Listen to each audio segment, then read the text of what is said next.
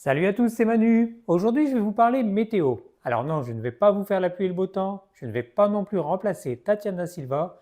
En fait, j'y connais pas grand-chose en météo, mais ce qui m'intéresse, c'est l'aspect technique et technologique du truc. C'est pour ça aujourd'hui, je vais vous présenter la station météo Wi-Fi 7 en 1 de chez Vevor. C'est une station qui va vous donner plein d'informations, notamment sur la température, l'humidité, la direction et la vitesse du vent, la pluie, l'indice UV, etc. Elle est composée d'une unité extérieure qui contient tous les capteurs. Cette unité est alimentée par une batterie elle-même rechargée par un panneau solaire. Et le deuxième élément, ce sera ce grand écran couleur de 7,5 pouces qui va vous afficher des tas d'informations. Cette station est équipée du Wi-Fi qui va permettre de la synchroniser avec des services de météo en ligne tels que Weather Underground ou Weather Cloud. Vous allez comme ça pouvoir suivre la météo de chez vous depuis n'importe où et d'avoir un historique avec des graphiques. Allez, je vais vous expliquer comment installer cette station météo et la configurer pour en tirer le maximum. Allez, on commence par le déballage. Comme d'habitude avec Vevor, tout est bien emballé et bien protégé. On retrouve la notice d'utilisation en français. Ici, on a l'ensemble des capteurs qui vont aller à l'extérieur. Là, on a l'écran de 7,5 pouces en couleur. Il va aller à l'intérieur, bien sûr. Ici, on a différents supports pour la partie extérieure. Le tube, la petite ailette pour la direction du vent, l'entonnoir pour le récupérateur d'eau de pluie, des bacs qui vont servir pour le tube, le transfo d'alimentation, différentes vis et l'outillage pour visser. Et enfin, le capteur pour l'anémomètre. Voilà, ça peut faire peur, ça fait beaucoup de pièces comme ça, mais vous allez voir que c'est très simple à installer. C'est bien expliqué dans la notice, mais je vais voir tout ça avec vous. On va commencer par le montage du tube. Donc je retourne l'ensemble des capteurs, le tube vient prendre place avec la bague noire, et il est bloqué grâce à 4 vis. Donc c'est un système de rotule, ce qui va permettre de le tourner et de l'incliner dans toutes les positions. Et en plus, le tournevis est fourni. Ici, on a la partie basse qui va tenir le tube et qui va être bloquée grâce à 2 vis et 2 écrous. Donc vous pouvez voir qu'il y a pas mal de trous sur cette base, ce qui va permettre de le fixer dans différentes situations. On va voir ça un peu plus tard. Ici, pas besoin de clé pour les écrous, ils sont prisonniers dans le plastique. Et ensuite, il suffit de serrer. Là, on ne peut pas se tromper, c'est repéré avec des stickers. À gauche, c'est l'anémomètre pour la force du vent. Et à droite, c'est la girouette pour la direction du vent. Et n'oubliez pas de bloquer les pales avec une petite vis. Au niveau du pluviomètre, on a un adhésif à retirer. Et ensuite, on vient mettre en place l'entonnoir en le bloquant en faisant un quart de tour. Tout ça, c'est alimenté par une batterie qu'il faut brancher à la première utilisation. Et cette batterie, vous n'aurez pas besoin de la recharger puisqu'elle est alimentée par un panneau solaire. Ensuite, je viens remettre en place le couvercle et la vis de blocage.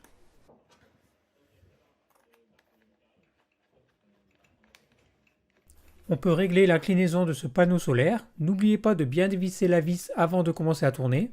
Et ensuite, il suffit de la revisser pour le bloquer. Je vous le disais juste avant, le support peut être installé sur une surface plate, donc au sommet d'un toit plat par exemple. Il peut également être fixé sur un mur. Et troisième possibilité, vous pouvez le fixer sur un tube, genre tube d'antenne pour aller encore plus haut. Et si vous retenez cette troisième solution, il y a même des patins en caoutchouc autocollants que vous pourrez mettre autour du tube pour éviter qu'il ne tourne. Voilà l'écran qui va aller à l'intérieur. Un grand écran lisible de 7,5 pouces. Vous pouvez soit l'accrocher au mur, soit le poser grâce à ces deux petits pieds.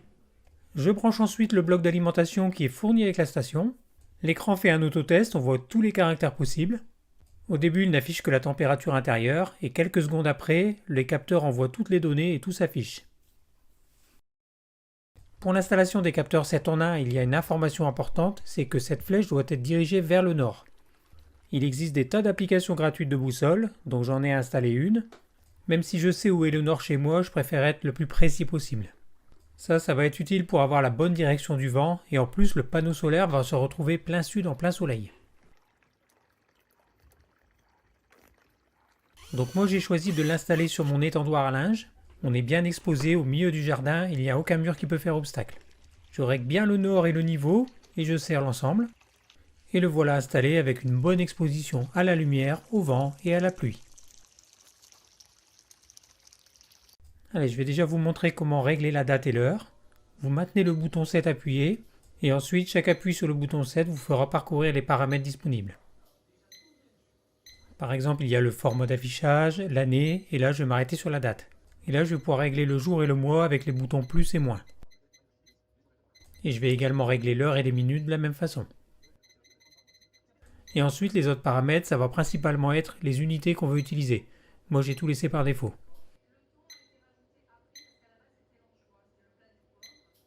Il y a quand même un petit truc qui me dérange, c'est le jour de la semaine en anglais. Donc je retourne dans les paramètres et dans le menu langue, je vais choisir FRA comme français. Et maintenant j'ai bien lundi en français. Au-dessus, on a un bouton qui va permettre de faire varier la luminosité suivant 4 niveaux. La température intérieure est affichée à 24,5 degrés, 24 sur un autre thermomètre et 23,8 sur le dernier, donc ça me paraît plutôt cohérent tout ça. Et l'indice UV est à 0 puisqu'il fait nuit. En cas de coupure de courant, vous perdez tous les paramètres, donc je vous conseille vivement d'installer des piles pour les sauvegarder. L'écran nécessite 3 piles AAA. Sans ça, la station se remettra à 0 à chaque coupure de courant. Donc maintenant, quand il y a une coupure de courant, l'écran s'éteint, mais c'est juste l'éclairage, les données sont encore affichées, et il se rallume dès qu'on rebranche. Le lendemain de l'installation, on a eu de la pluie, donc on va vite pouvoir tester le capteur de pluie. Et en effet, actuellement on a 9,9 mm, et en appuyant sur le bouton Rain, on va pouvoir regarder ce qu'on a eu dans l'heure, sur le jour, sur la semaine, le mois et au total. Le gros avantage de cette station, c'est qu'elle va pouvoir être connectée à des services en ligne. Je vais vous montrer comment la connecter à Weather Underground. Donc sur le site, vous commencez par créer un compte gratuit. Et une fois enregistré, vous allez dans My Profile, My Devices. Donc là, j'ai déjà enregistré ma station, mais je vais recommencer comme si j'ajoutais une deuxième station pour vous expliquer. Vous cliquez sur le bouton bleu Add New Device.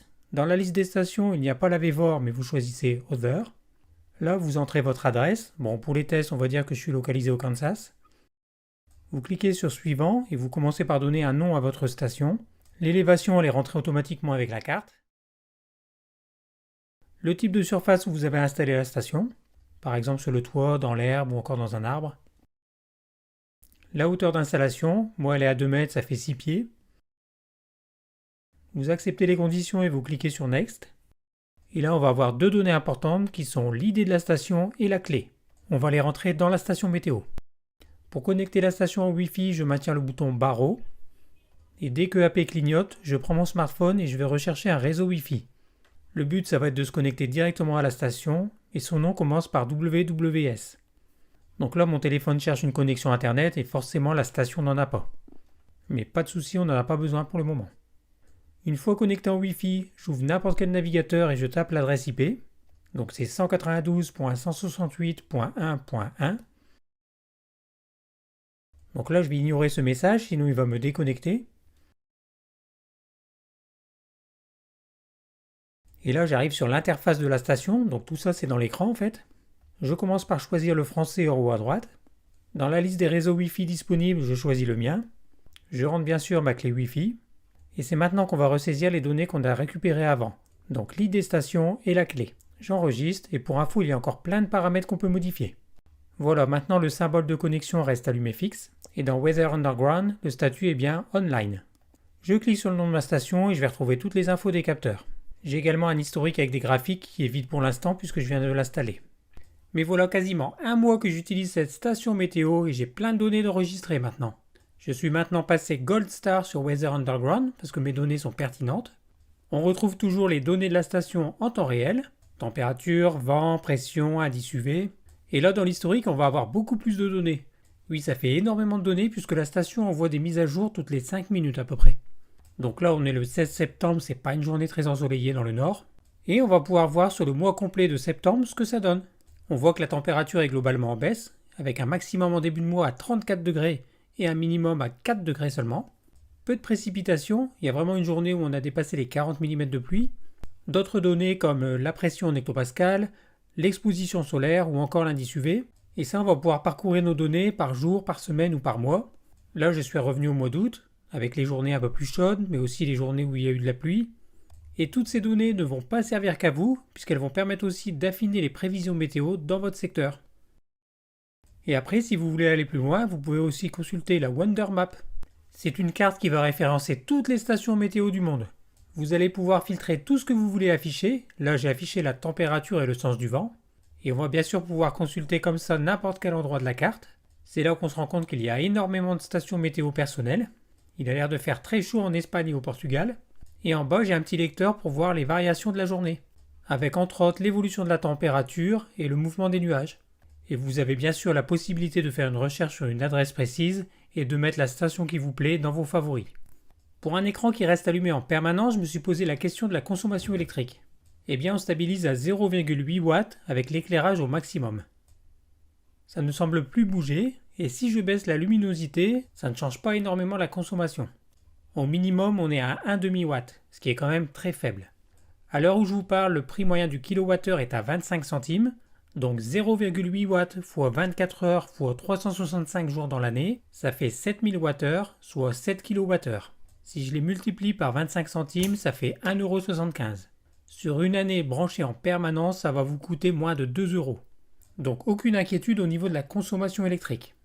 Niveau tarif, on est dans la fourchette raisonnable, puisque sur le site officiel Vevor, elle est même à moins de 100 € au moment où je vous parle. Vous trouverez le lien direct dans la description de la vidéo ou dans le premier commentaire. Voilà, au final, cette petite station météo, c'est une très bonne surprise. Les valeurs affichées sont plutôt cohérentes, que ce soit avec d'autres appareils ou même avec la météo qui est annoncée chez moi. Je n'ai rencontré aucun souci de mise à jour des informations vers Weather Underground, donc la connexion Wi-Fi est très fiable. Moi, je vais continuer à découvrir le domaine passionnant de la météorologie. N'hésitez pas à mettre un pouce si ma présentation vous a plu, et on se retrouve prochainement pour d'autres vidéos.